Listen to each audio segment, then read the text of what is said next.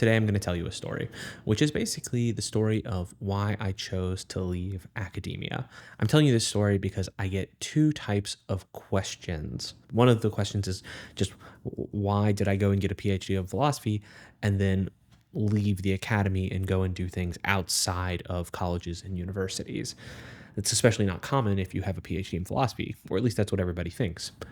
The second question I get is from people who either want to study philosophy or are studying in college and maybe are even considering going and getting PhDs, and they want to know what they could do with those degrees. And they also want to know if I thought my experience was worth it, even if I didn't end up as a professor. First, I'll give you my story and tell you a bit about why I quit, basically. And then I'll talk about some of the real problems that I have with academia nowadays so that you can, just get my honest take on things. And then I'll also talk about why I still think studying philosophy, either on your own or in a college or university setting, is worth it and why I think you should do it. So this is going to be a bit more rambly than most of my videos, and I hope that's okay. So the first thing that you need to know is a bit about just my backstory. I went to a good school for my undergrad, but it wasn't like an amazing college or anything. It wouldn't be certainly on anyone's like top 50 picks in the US, probably not the top 100. But I was really happy there. I liked the program that I was in. I was kind of in a weird undergraduate program, which allowed me to have a lot of one-on-one interaction with professors, particularly in my major, which originally was philosophy and English, but I dropped my English degree fairly quickly just because I knew that I wanted to focus on philosophy. That program let me explore my interest, and I got to basically kind of do whatever I wanted for a while. I mean, I had to take general education classes in philosophy, but I basically didn't have any general education classes outside of philosophy, and so I just got to explore. So I would go and take religious studies classes that I wanted to take rather than something that would satisfy some requirement, or I'd go take an additional English course because it was interesting to me. And that whole experience really set me up to think that I wanted to spend my whole life in a university setting. And the best way for me to be able to do that was to go and get a PhD and then to become a professor. And that was always my plan. That was always my intention, was to go and get my PhD. And then I assumed at the time that what that meant was after I got a PhD, published some papers, maybe started writing a book, I would then be able to go and get a tenure track job. Most of the time when you're thinking about people who teach you at a university, you are thinking about professors. And you're probably thinking of what we call either tenure track or tenured professors.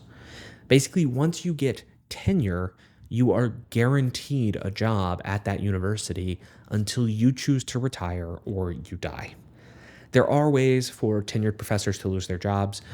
That's happening more often now, and we'll talk about that in a little bit. But it is the closest thing to guaranteed work that almost anyone in the United States has. We call professors tenure track if they don't have tenure yet, but they just have to serve for a number of years, build their profile, prove that they're good enough teachers and researchers, and then they can get tenure. And so the real dream of anyone who goes and gets a PhD and wants to teach is to become a tenured professor, which means that you first become a tenure track professor. So the dream was to sort of get on that track. I had no pretensions about making it to an endowed chair eventually. I never thought even that I would have to become a full professor. I mean, obviously, I would want it. It sounded like a good thing to do, but that didn't need to be the dream. The dream was to become a professor and then to become an associate professor to get tenure. So then I would just be able to teach and research and read for the rest of my life. That was my dream life. I'm going to tell you about my journey as a PhD student and how that eventually led to things and then why I quit and all, but we got to pay the bills. So I'm going to take a moment and tell you about our sponsor today. And our sponsor today is Factor, who help bring fresh, never frozen, and highly convenient meals to your doorstep. Factor is a source for no fuss, no mess meals, and each meal from Factor can take as little as 2 minutes to make using either your microwave or your oven. Factor has actually been really helpful for us recently. We are packing up in our apartment. You might see that there's no books on my shelf back there because we're going to be moving into a new house. As you're packing and getting ready with everything, cooking and cleaning are not things that you want to spend a lot of time on.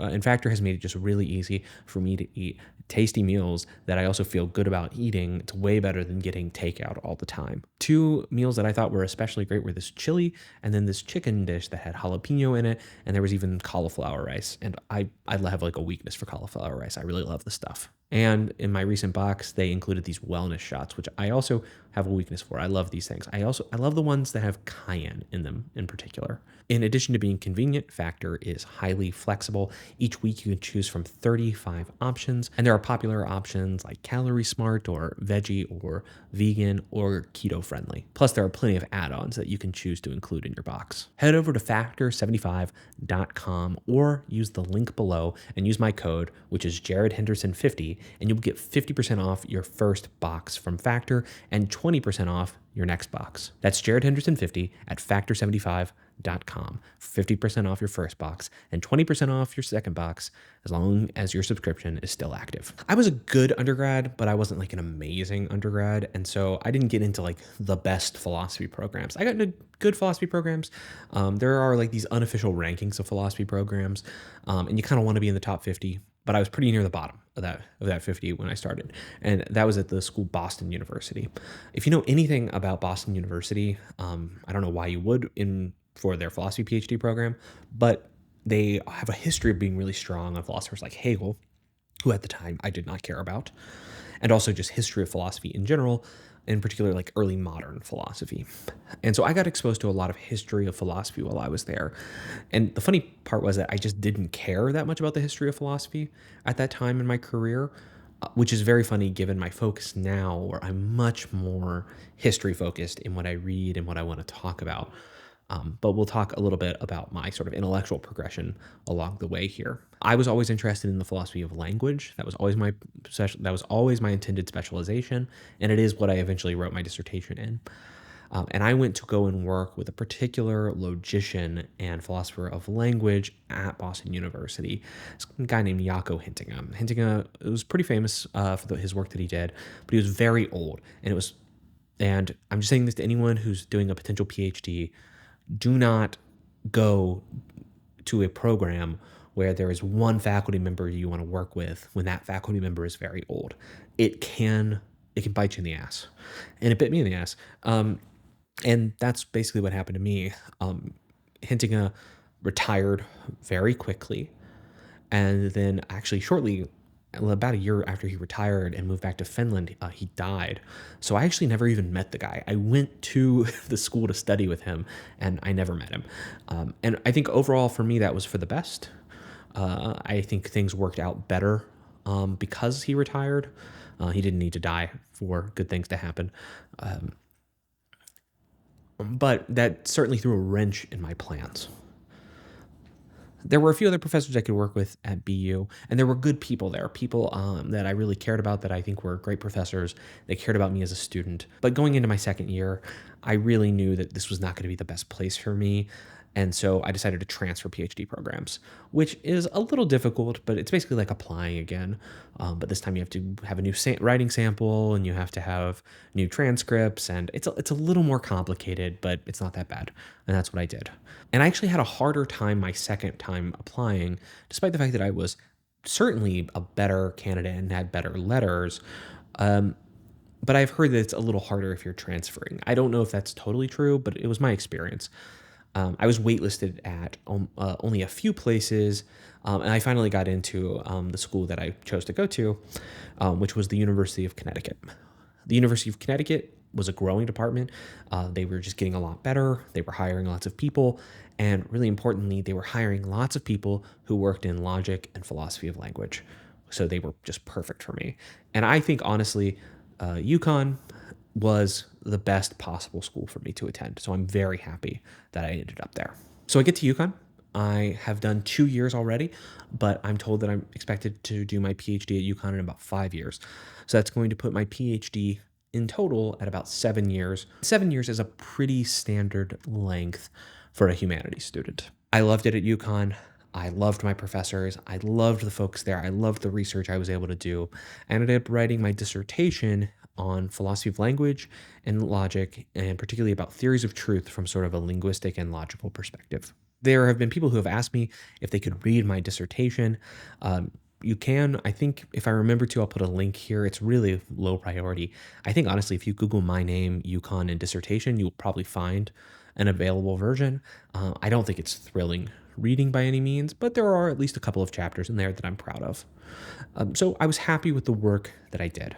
As I kind of neared the end of my time at UConn, I was actually going into my fourth year, so which would end up being my last year. I started to worry about whether or not I was going to get a job. And in order to talk about why I was worried, we need to talk about what's happening, not just in academic philosophy, but in all of academia. I think it's safe to say that at least in the United States, and I only say at least in the United States because I don't know the situation elsewhere, so I don't know enough to say if it's better or worse, but at least in the United States, I think most universities are going through a crisis. I think that they are going through a crisis that is partly inflicted upon them and is also in large part self inflicted. What that has led to are at least partly declining enrollments, which is a major source of income for these universities. It has also led to a dwindling of full time faculty or tenure track faculty and a reliance on contingent faculty, who are also known as adjuncts. Those are your lecturers who only get hired one semester at a time. They have no job security. They have to piece together a living by teaching at multiple colleges and universities. They never get to teach anything that's particularly fun. They almost always teach low-level introductory classes, and they don't get paid very much. And you'll read these horror stories about adjunct faculty who have worked or taught at the same university for 45 years, but they've had to renew their contract every semester, basically, and they die in poverty. And I knew that that was not the kind of life that I wanted. So, alongside the dwindling enrollment and the decline of full time faculty, you also have a really large rise in administrators. Every college and university has seen a huge increase in the percentage of administrators that are running those universities. And that drives up cost and leaves less room in the budget for hiring faculty or for doing research or for making students' lives better. And departments that can't generate a lot of revenue are often some of the first departments to be targeted for more contingent faculty or even for faculty cuts. And those departments are often in the liberal arts. They are language departments. They are English departments outside of writing programs. They are sometimes history departments, religion departments, even sociology sometimes, and definitely philosophy. So philosophy departments around the country have closed, or they have been merged with other departments. And where previously they had 6 professors at the university, they only have 2 philosophy professors now. And if they need another one for a semester, they just hire someone part-time. Because of all of this, the competition for any particular job in academia is super high.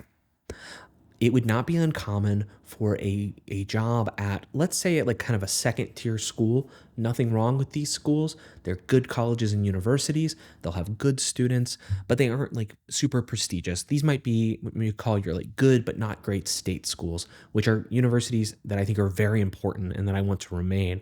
But there's not like a lot of prestige, right? And they might be in subpar locations that not a lot of people want to move to.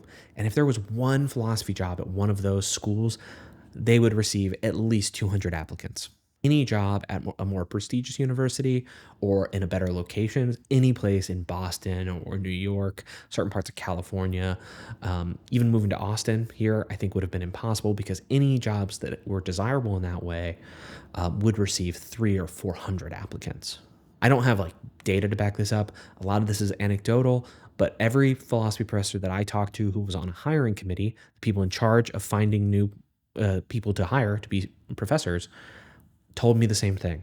They were getting too many applicants to the point where they got so many applicants, they couldn't even fairly evaluate all of them. I started to do some honest reflection about my quality as an academic, and I came to the conclusion that I was a good student, but I was not easily someone that you would pick out of a stack of 200.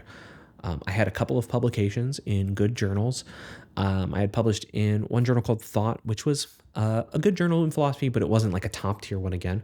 I had then published a paper that I co authored with a professor of mine in the journal Faith and Philosophy, which is one of the best philosophy of religion journals, if not just the best.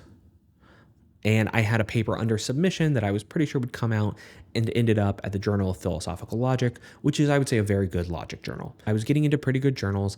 I had papers in the queue, like articles I could continue to write. And that's one thing committees look for is like, what could you work on next, not just what you've done. And I certainly had ideas. I had ideas about projects that I wanted to pursue. So I could be a contender for some jobs, but what were the odds, honestly, that I would get any of them? And I put the odds at about 10%. So let's look at the alternatives and say, like, if you're applying to academic jobs, the odds are 10% that you'll get one of those good jobs. What's your other option? And most people that I know ended up becoming adjunct professors. And that meant that they were those contingent faculty. They were getting renewed every semester. And some of them eventually made it from being an adjunct to being a full-time professor, but many of them didn't. Many of them either stayed there, they ended up getting much worse academic jobs, jobs that they never would have chosen, or they never got a full-time position at all. And I was not willing to go down that path. I basically had to choose. And I said, look, I just don't think that's the kind of life that I want to live. And let's be totally honest here. I mean, there are so many things that kind of life where you're an adjunct, a contingent faculty member who might be expected to move a lot, who needs to piece together a living, who you're going to really struggle to do a lot of things. It's going to be harder for you to stay in one place for a long time, which is something that I've wanted to do. I've wanted to move somewhere and say, like, that's the place I live in for a very long time. I've found that here in Austin. And by leaving academia, that was easier for me. I could move to Austin, I could be happy here, and I could say, you know what? I'm just going to stay in Austin. I'm just going to be an Austinite forever. Two, it's harder to start a family because you're just not going to have the kind of money. Kids cost money. And it's harder to, and you also don't have reliable health insurance and benefits that are going to help you take care of that family. And if you haven't met someone that you want to marry, it's going to be really hard because you might meet someone, but maybe they're also transient and moving around because of different academic jobs, and you might have to move around. Also, culturally, contingent faculty, like adjuncts, don't get treated as real members of departments. I hear this from every person I know. They don't go to faculty meetings. They don't get nearly as many resources. Sometimes they don't even get an office in the department where they're teaching. And so they're treated as essentially second-class citizens at the university. They're paid very little, and they have to live, I would say, sometimes rather miserable lives. And I just made a decision. And I said that was not the kind of life that I was willing to live if I could avoid it. I think at least some people will say that it was because I was scared. And the answer to that is yes, I was scared of that alternative. And I think that was an alternative that was worth being afraid of. And so I made a decision to try and avoid it. Because I worked in logic in particular, I was able to find a job here in Austin where I could start working right away in tech. And it ended up being kind of an interesting job. I worked at an AI company when I first started. It was a very different kind of AI company than what everyone means nowadays by AI, and this was just 5 years ago.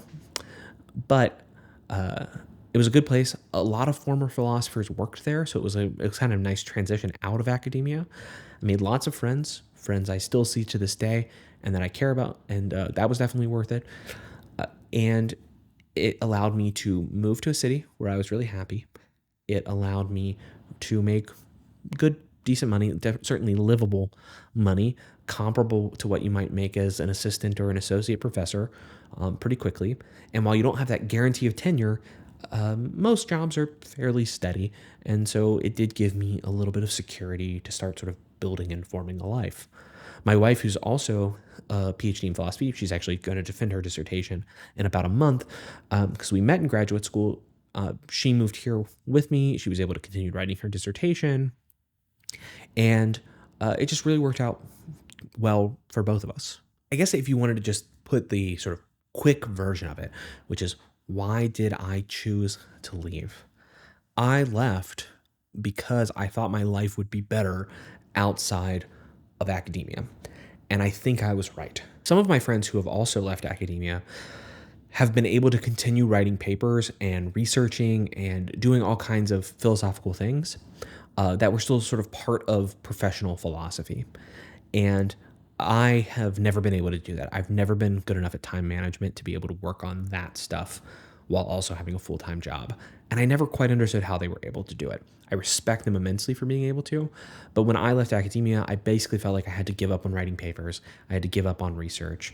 And I think overall that probably ended up being for the best for me. And we've seen other things have been able to come in my life that I don't think would have happened if I'd stayed in academia. But I do miss that part. I miss conferences. I miss seminars. I miss sitting around a table with people who have all read similar things, who are all just going to be super engaged for like 3 hours, and we're just going to have a really intense discussion about some topic. I just don't get that basically anywhere anymore. And I miss that kind of stuff. The second thing is that I miss being involved in that broader conversation where you can see new ideas emerging in the literature and you want to influence them somehow, or you want to see who is responding to them. And I can't really keep up with that stuff anymore because I lost institutional library access. Academic publishing, which could be an entire other video because it is a scam, is super expensive if you're not at a university. And accessing journals is also very expensive. Sometimes they want to charge you $25 for a single PDF of an article.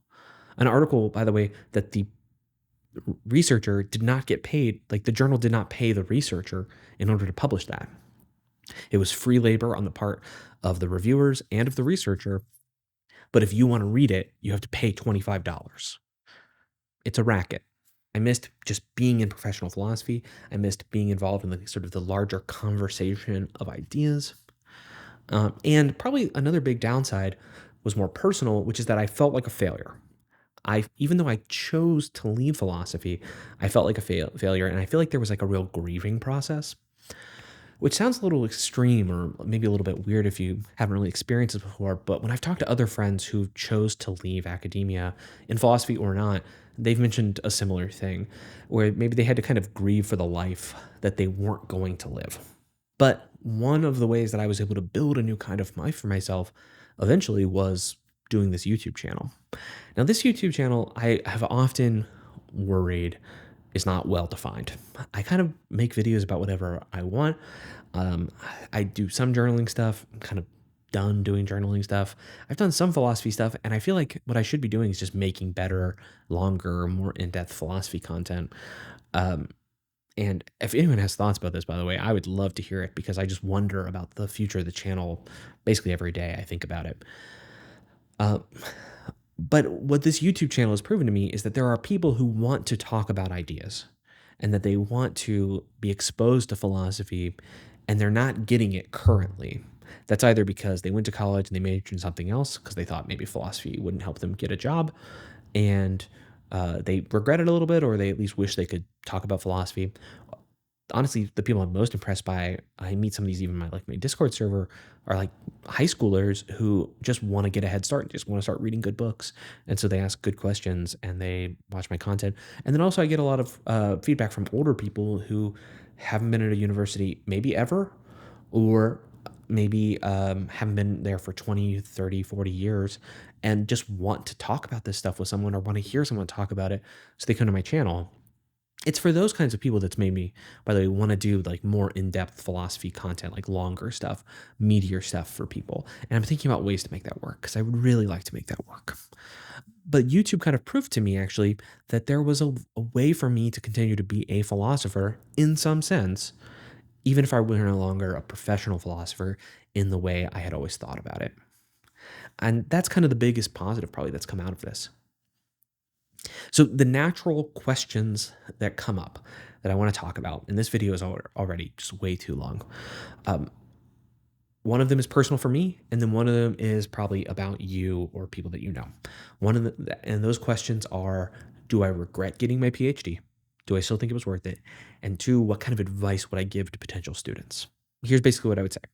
I do not regret getting my PhD, but a couple of conditions were met.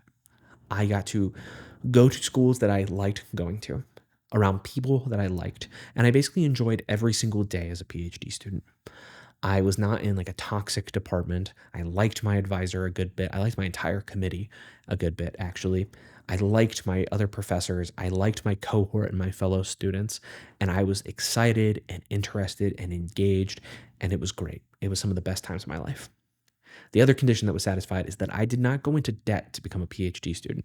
I had some student debt, still have some student debt from my undergrad, but I do not have any debt from being a graduate student. I was paid to be a graduate student, both Boston University and the University of Connecticut, because I would teach. And I taught a lot, especially at the University of Connecticut. The teaching load was really high. I was teaching as much as some professors at the school. And so I was able to leave graduate school with no additional debt.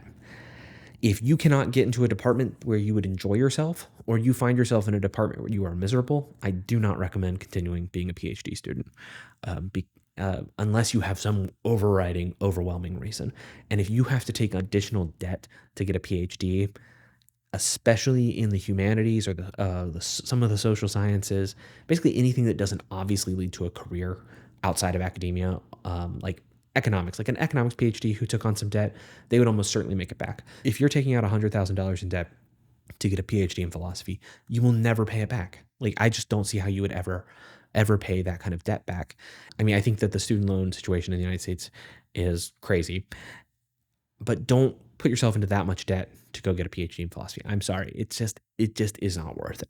And the reason it's not worth it is because while it's not the same experience, being a dedicated student of philosophy is not necessarily something that has to be institutional. It does not have to happen at a PhD program.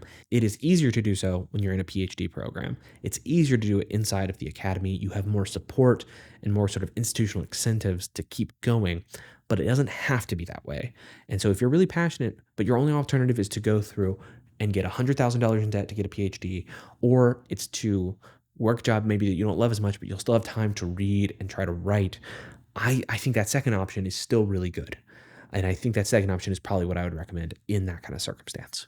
The second question is, what do I recommend for potential students? And we're going to break that up into a few categories. One of them is if you are going and getting an undergraduate degree, which I still think mostly is a good deal.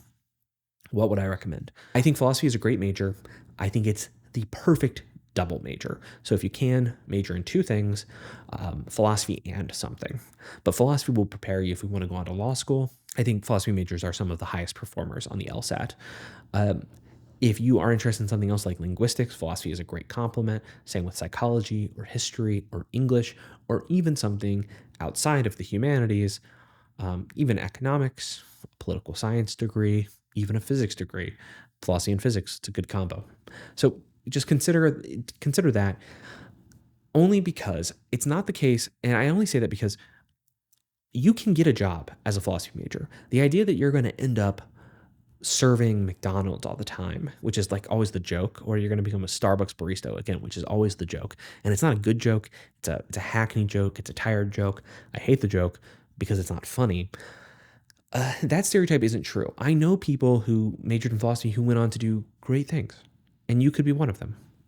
And the truth is, most people don't have jobs or careers based on their undergraduate major. So if you study philosophy, you can still have a viable path forward. But if you have a second subject like that looks a little more serious to potential employers, it can just help you get your foot in the door.